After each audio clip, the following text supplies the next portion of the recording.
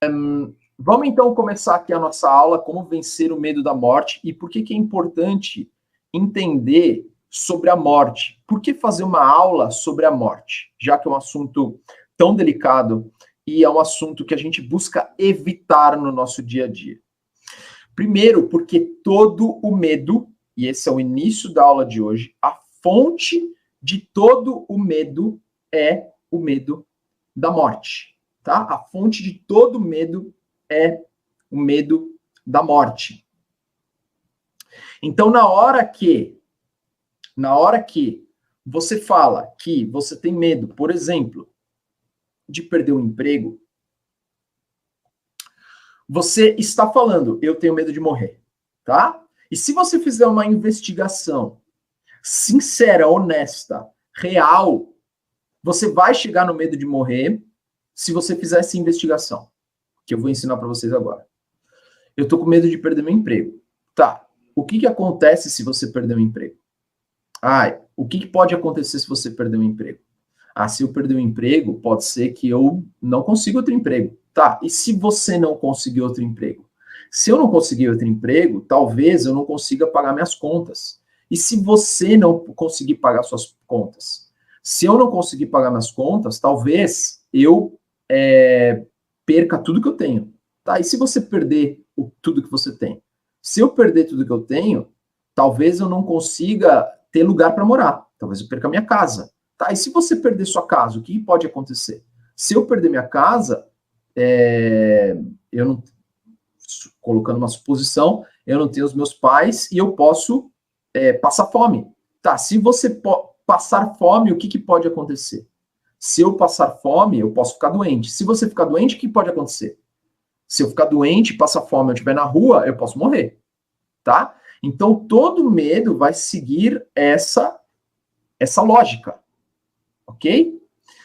Pode ser outro exemplo. Pode ser, por exemplo, pode ser alguma coisa que não tem a ver com o financeiro. Aí você vai falar assim, pô, mas se não tem a ver com o financeiro, como que você vai chegar na fome e no medo da morte? Vamos lá.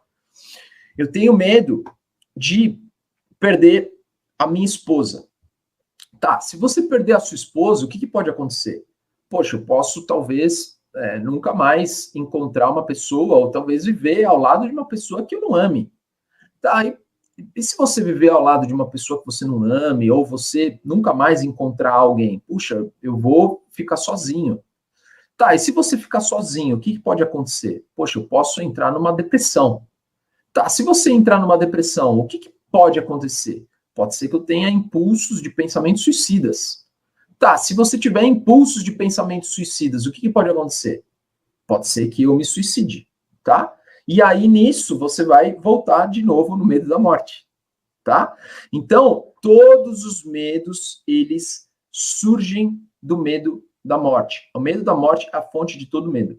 Se você, toda vez que sentir medo, fizer essa regressão e chegar no medo da morte e você vencer o medo da morte, você render o medo da morte a Deus, você entregar essa resistência e esse controle de querer manter uma vida física, entregar para as mãos de Deus, porque já está na mão dele, a gente só acha que está no controle. Se a gente render essa ilusão de que a gente está sob o controle em manter a nossa vida física e evitar a morte, se a gente render essa ilusão a Deus, que é o dono desse saber e sabe o momento exato onde a gente vai encerrar esse ciclo físico, a gente vence qualquer medo, tá? Então, se você fizer um processo de regressão sobre o seu medo, chegar no medo da morte, você render esse medo a Deus e você entregar verdadeiramente esse medo a Deus, você vence qualquer medo, tá? Claro que talvez você tenha obstáculos e você vai ter que vencer esses obstáculos no caminho. Então, você tem o medo de falar em público.